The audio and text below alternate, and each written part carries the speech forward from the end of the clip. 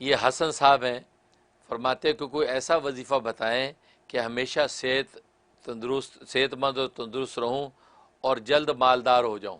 तो माशाल्लाह आपने सब कुछ ही मांग लिया।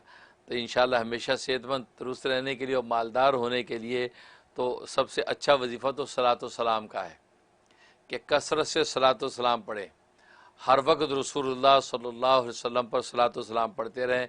बस आपको दुनिया की सेहत व आफियत भी मिलेगी, माल दौलत भी मिलेगी और आखिरत में आपके लिए मग़फ़िरत भी हो जाएगी। ज़ाहिर कि इंसान ये चाहता है कि दुनिया की किफ़ालत हो जाए और आखिरत में निजात हो जाए।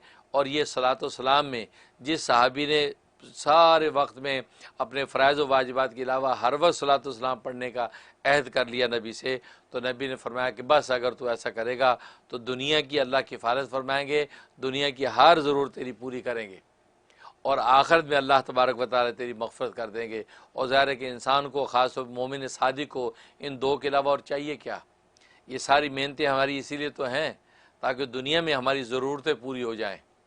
और ये सबसे बड़ी ज़रूरत जो है वो ज़ाहिर कि इंसान की सेहत है, कि सेहत सबसे पहले, क्योंकि सेहत नहीं है तो फिर कोई नेमत नहीं है। तो इसलिए ज़रूर जो है आप सलात व सलाम का अहतमाम करें। उसके लिए कि एक तो यह है कि आप कम से कम जो है उसकी जो है तादाद मुकर्रर कर लें, 300 मरतबा 300 टाइम जो है दुरूद शरीफ पढ़ने का अहतमाम कर लें।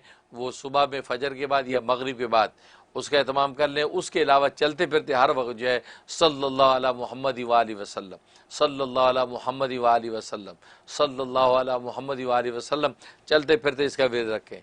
जब भी मौका इसका विर्द रखें, आप देखें चंद दिन के अंदर ये आपकी ज़िंदगी बदल जाएगी।